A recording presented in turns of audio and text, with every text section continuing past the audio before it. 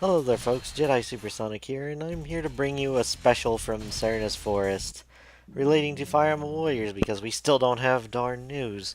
I decided to do a little Q&A thing. Well, it's not exactly, well, it is kind of Q&A, but more of a Warriors questions related, so let's get started.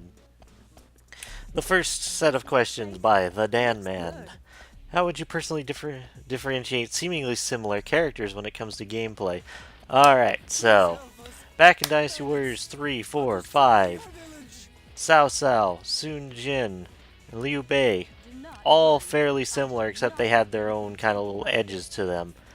However, this started changing in Dynasty Warriors 6, 7, and 8, kind of. More so in 8. See, they all used long swords and they all kind of had a general similar style. But later, Cao Cao changed to like more finesse with shadow clones. Sun Jin decided to have rings on his sword that cause shockwaves, and he has a really wild sword style with kind of a scimitar. Liu Bei got his twin sword, which is accurate to the novel of Romance of the Three Kingdoms, because it said in the first his home village that he had a pair of twin swords forged. So, going into that kind of, how do you differentiate people like Marth and Elwood? And the answer is quite simple. With Marth, you could always go with his Smash Brothers-esque kind of swings, and heck, they might even use the tipper mechanic. I don't think it would be very easy to do in like a warrior style game, but it'd be kind of cool because there's never been something that like tippered per se. I'm trying to think off the top of my head. I mean, there's attacks that are stronger at a particular range, but there's nothing that like focuses so much on finesse that you actually have to pay attention to your spacing like that. That'd be kind of cool. I expect Dancing Blade to be in Marth's moveset for sure. With Elwood, you could have him focus Durandal, which would be, you know, twin two-handed sword, and it's like, oh, how do you differentiate Ike now? Okay, so you have Ike punch people. You know how Greel's style was very, very rough, like in the introduction of Fire Emblem 9, Path of Radiance? And kind of how Ike has his jabs and smash? You could go off that more and have him punch, kick, and, you know, yeah, use the hilt of his sword to pummel people into the ground. And then occasionally, for his really strong attacks, he could actually use the sword to hit people and shoot sword waves.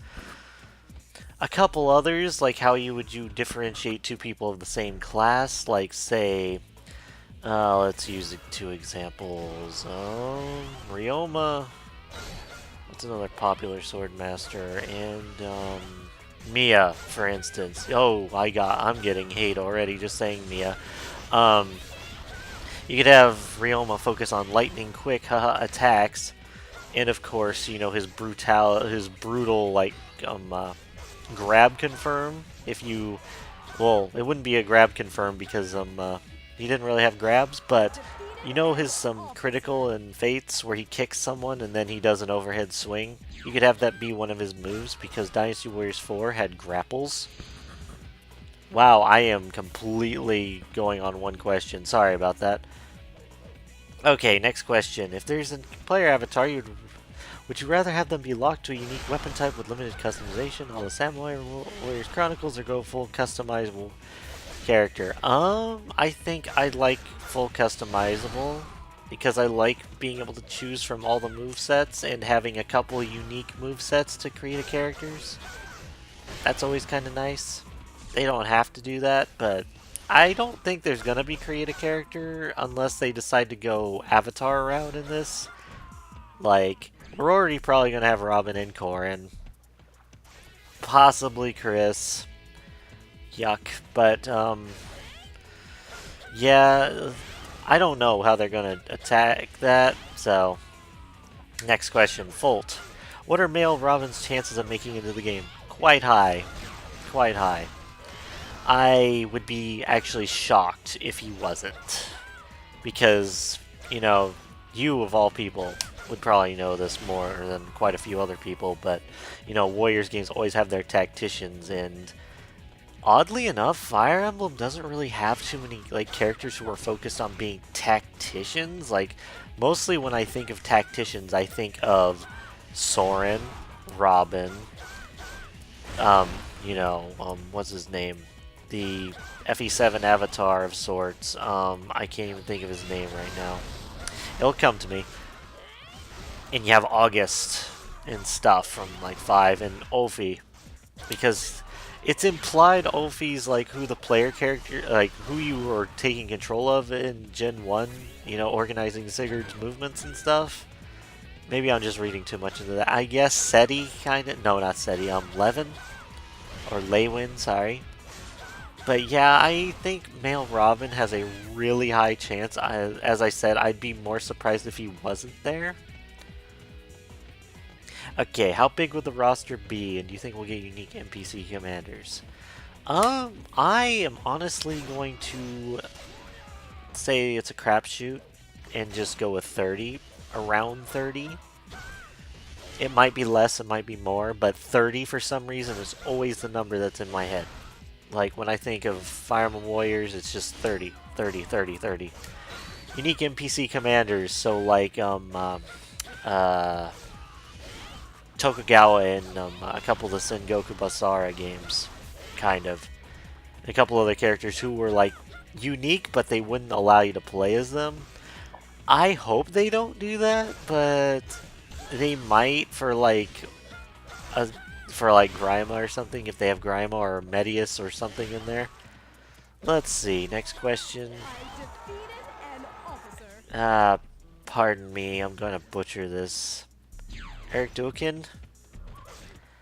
His question would be, what are your chances of having a class-based system in the game?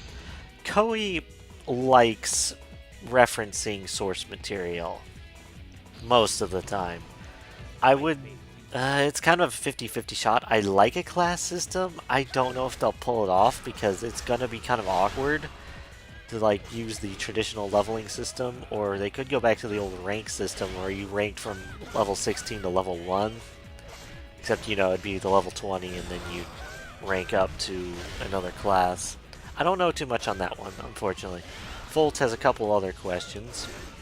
I think Fire Emblem Warriors would have movesets in the style of Samurai Warriors. Well, style in terms of how characters start specializing in stuff like extendable charge attacks, aka triangle attacks, or a long normal attack string. Think Mitsuhide, because he has like one of the longest normal attack strings in any Warriors game. I think he has about 13 swings. Upgradable special moves. Yeah, I think yeah, I saw him extend part of his C6 as well. Yeah, charge 6. But I'm not sure if they'll do that because I'm thinking more Hyrule Warriors and how every character had like a really unique string from each other. It's too early. I need, I'd love to like be on that whole thing where they're gonna have like focuses. Not sure though. One of the quirks of Hyrule Warriors movesets was the button usually used for special moves ended up being a lock-on button. Or was it the side items button? I think it was lock-on. Do you think we see a change that will be equally unique in terms of differentiation? Oh yeah, special moves. I think... Yeah, I think we could have quite a bit of differentiation. Hyrule Warriors is a good basis, I think, for this kind of thing. It's going to be its own thing, I think. I don't know if we can go completely off Samurai Warriors with these things, or Dynasty. I think Hyrule Warriors might be the way it's going. Alright, Gustavos. Do you think forts will play any unique role related to forts in the Fire Emblem games? Furthermore, is there any precedence in Warriors games for using ballistae or any sort of siege weapon to weaken forts from across the map? Yes. There are multiple occasions where your allies will use catapults and ballistae to get into castles and stuff. You usually have to protect them. And it's usually quite annoying. Also, Dynasty Warriors 7 and 8, you could actually control siege weapons yourself. which that was actually pretty cool. You could actually control ballisty, and you could actually juggle someone for like 99 hits. It's kind of hilarious, actually.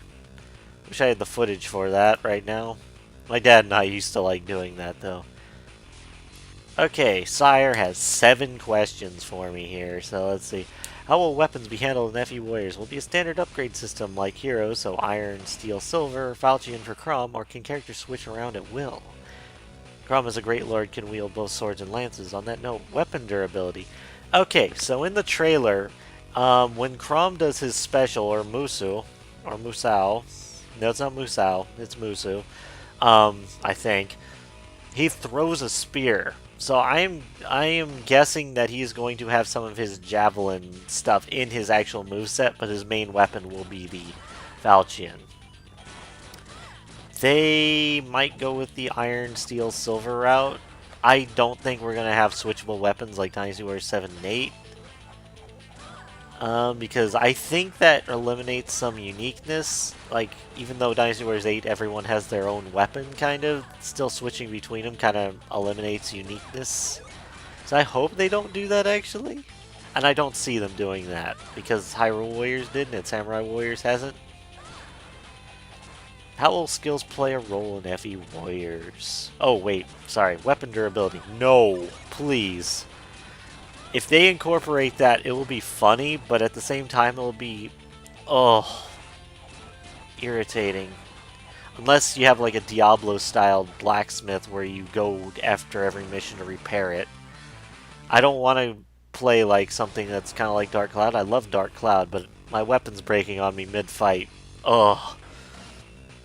Alright, how will skills play a role in FE Warriors? I wonder how they'll implement stuff like Astra, Luna, and Soul.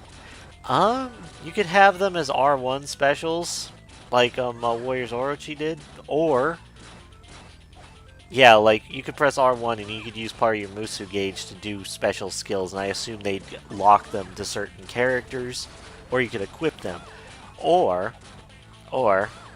they could have them be weapon equipables, because usually in Warriors games these days, there's actually since the beginning of time almost. Warriors games, some weapons, you had like things that would always be on it, like Reach or Shadow Orb, which would insta-kill people with high Musu. I think I could see them doing either or. Either be equipped on weapons or certain characters can just equip them. They might learn them at certain levels just to emulate the recent 3DS games. Who would be the best Lu Bu out of the FE cast and why? Oh, the choices. I think, though, the 2 choices that come to my mind, Camus, the Black Knight. Camus because he was just a dominating force. He's been in, like, tons of Fire Emblem games. He's going to appear in Echoes because, you know... Oh, sorry, spoiler warning. He's going to just... He's cool. Like, he has that air of being an unstoppable warrior, as does the Black Knight. The Black Knight fits the more antagonistic Lu Bu kind of aura, though, the Darth Vader intimidation factor, where it's just like, oh crap, this guy is going to destroy us. So, yeah, I'd say Camus or Black Knight. I'm leaning more to the Black Knight, though. Who would be the best Nobunaga out of the cast, and why? In terms of Nobunaga, let's see. You're just thinking about, like, ambitious, kind of smug, and doesn't really care for others kind of thing. Tries to do things his own way. You know, if Ephraim was more of a jerk, then I'd say Ephraim, but, let's see.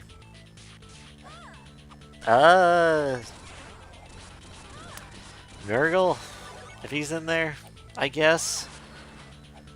Because I could see him manipulating people and, like, just destroying people for getting in his way. But yeah, a quote-unquote good guy being in that kind of role would be Ephraim. He's really confident, he gets followers quite easily, and, you know, he dominates the battlefield.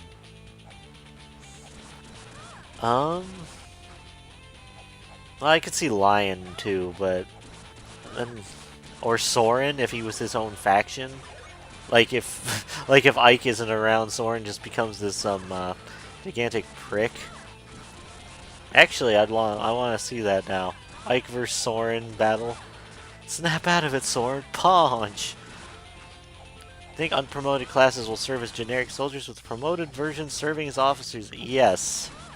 I pretty sure that's how it's gonna go. I'm gonna think we're gonna see a lot of generic generals, halberdiers, you know, sword masters, the works. Oh gosh, if there's sniper officers though, that's gonna be irritating. Bows are so annoying in Warriors games. Even when they aren't like life-threatening, they're still irritating. I think items will play a role, yes. Because in Warriors games you can usually equip items, and I am going to assume that they're going to put that into account here. I don't know if they'll be used items, like you mentioned the Seraph Robe and Strength Tonic and stuff, but I'm thinking more of the like static boosts, kind of like how the orbs in FE12 worked. Like static stat boosts and like maybe a little elemental effects. I could see healing items being on there too. That'd be nice, just in case you get wrecked. What sort of extra mode can you see for Hyrule Warriors, for Fire Emblem Warriors? I did a video on this too, but it was like you do like Fire Emblem styled maps where you see all the sprites and stuff, but when you like moved your guys to attack someone, they'd go into like a warrior styled fighting thing, and then you do a little battle, kind of like Dynasty Warriors Advance. And then you just go back to the normal screen, and like weapon triangle advantage would like grant you a bonus of attack and stuff, or disadvantage would like cause you to do less damage or something, or be slow or something. Yeah, that's how I see it. That's what I'd like out of a bonus mode. Etric36 asks, how do you think they'll go about building the roster? Will it be popularity based, or will they go for diversity, either in fighting style or representation of multiple games? Or do you think they'll try to cram as many major characters from FEs as possible? Or maybe something really totally unexpected? What kind of series representation would you expect from Warriors? Just the last 4 games? Maybe more? That's a really huge question. Let's see. I think building the roster, they're going to go off of the recent popularity contests. Heroes popularity contest. I think they will go for popularity and diversity at the same time. It's kind of how Hyrule Warriors worked. And it's kind of how Warriors works in general. They do popularity polls all the time, just for characters who haven't become like mainstays yet, out of Romance of the Three Kingdoms and stuff, and they usually do it the next game. But honestly, I see them pulling curveballs like how we had what's her face, Agatha in Hyrule Warriors, and we've had multiple characters in like Dynasty Warriors who don't even actually exist in historical records. So expect the unexpected, but also expect the obvious at the same time. We're going to obviously be seeing people like Ryoma and Xander. We're going to be seeing Camilla. We're going to be seeing Tharja, probably. We're going to be seeing probably most of a good chunk of the Lords, maybe.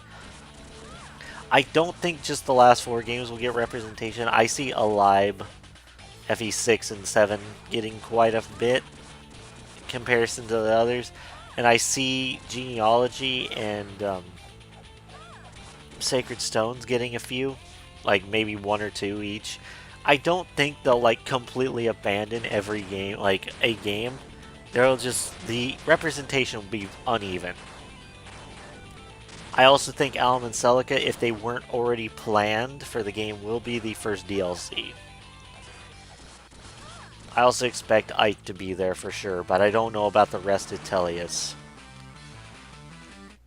As we know, like, he's super popular, but Tellius, didn't sell all that well, so its characters are relatively unknown compared to a lot of the other games, especially in Japan. So you got to be careful with what you go with. I think we'll get at least one character per game, though. Maybe. If a game gets skipped out on, it will probably be Thracia 776. I'm just calling that now. Also, I know this isn't necessarily about the game itself, but when do you think they'll drop some news about the game? I'm thinking E3 at this point, because I think they're focusing a bit on pushing Echoes, and after Echoes releases, they're going to be like, oh yeah, guys, FE Warriors. You remember that thing we showed at the beginning of the year? So either E3 or after Echoes releases. Hope you got your pre-orders in. Those limited editions went fast. Troy Schiff, is that how you say it? I don't even know. Sorry for butchering that.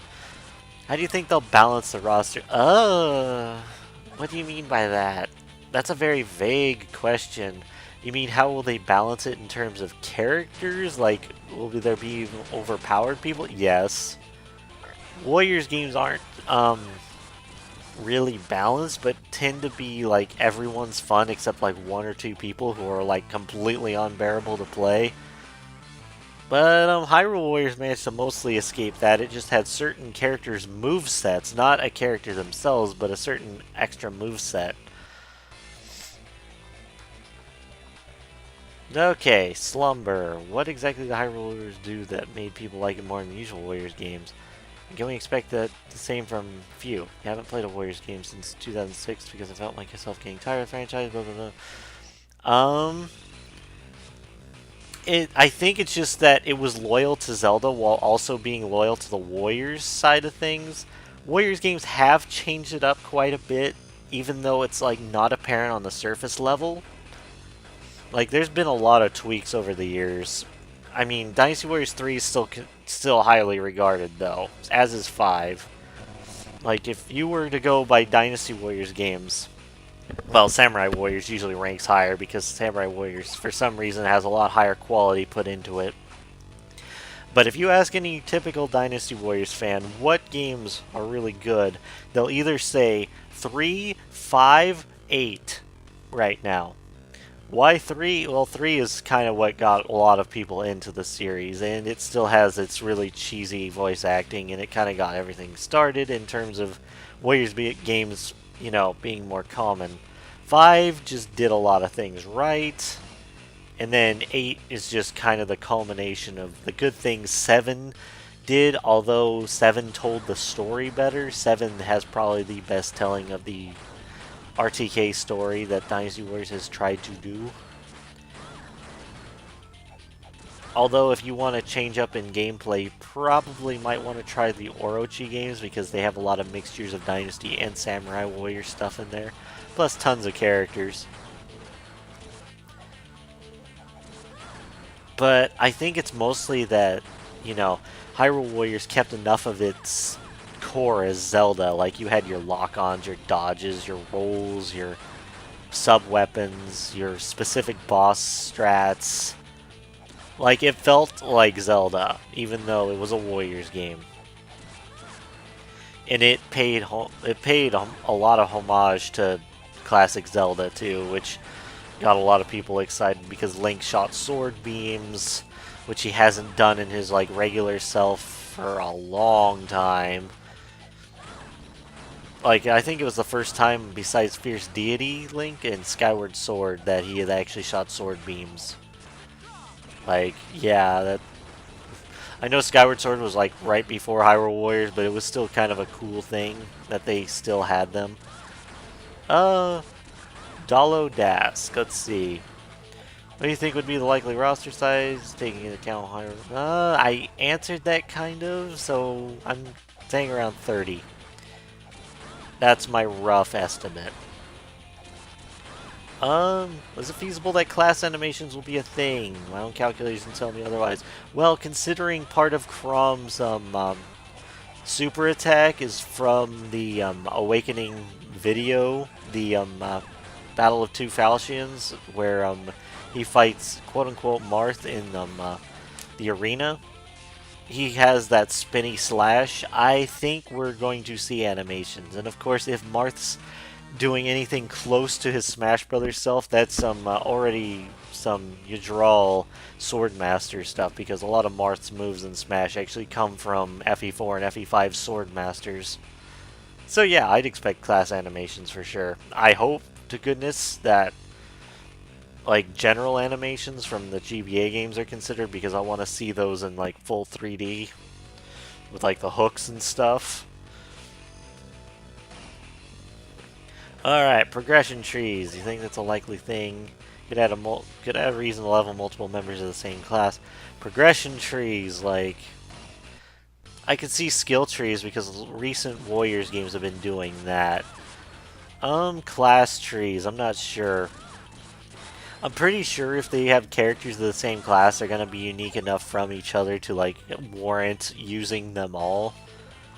Because that's the thing with Warriors, even characters who use a similar weapon usually fight pretty differently, unless it's like Dynasty Warriors 6 or 7.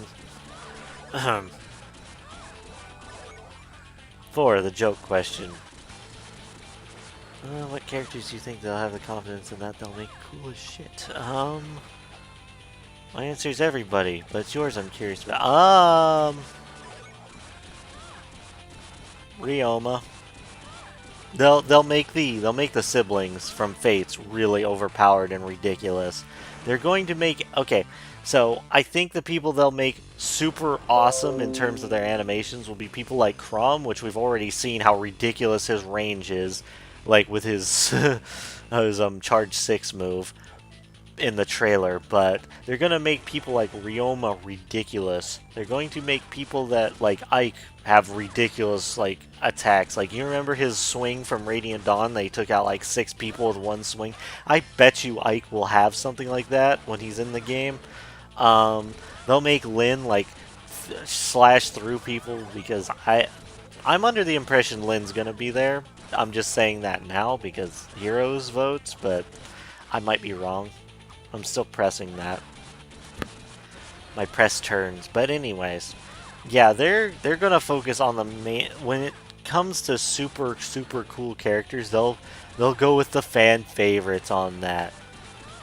It's just gonna be, you know, they're gonna do the really cool things, and some characters will have really goofy moves, because that's always been a thing. If there's a joke character, they're gonna have like the goofiest super in the game that's going to be awesome in its own stupid way.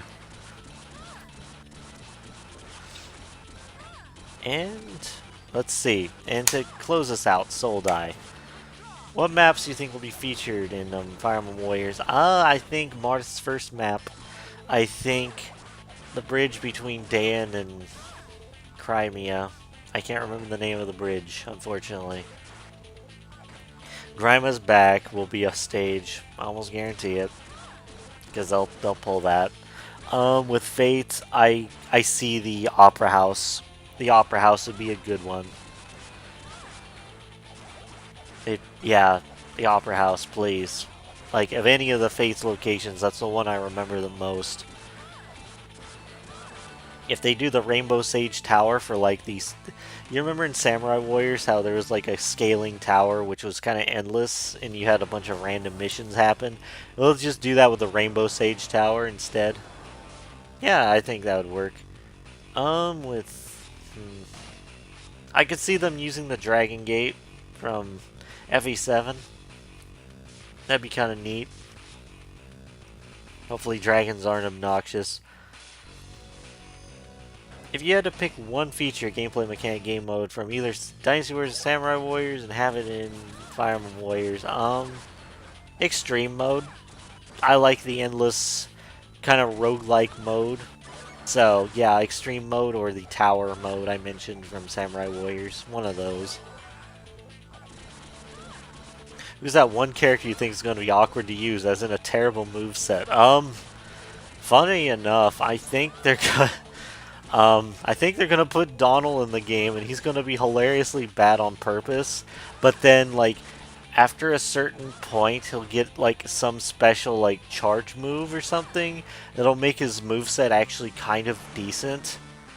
But it will be just to replicate how bad he is to start. And if you actually put the time into him, even though he's not super worth it, it's still kind of popular. So that'd be funny. What songs would you want to hear remixed? For the Commanders from FE6. That is my top priority right there, is for the Commanders. I want to hear the Forest of the Girl of the Forest Spirit. Whatever.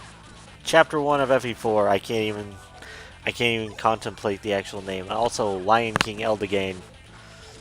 I want that theme. And Light and Darkness. Yeah, I want a lot of FE4 tracks in there.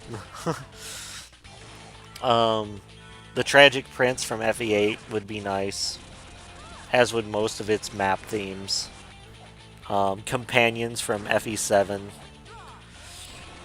And in terms of Marth's games, FE11's preparations theme would be a really, really awesome preparations menu theme, just for, you know, doing the warrior stuff.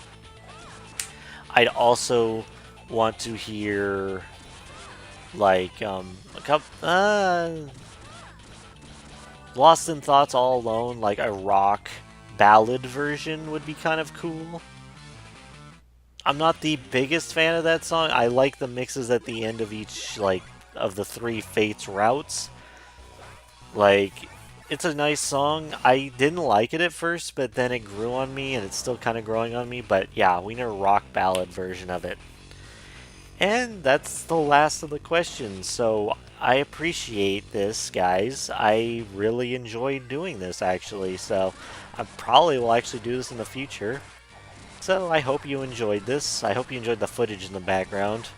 And yeah, so I'll see you next time. This is Jack Supersonic signing out. Bye.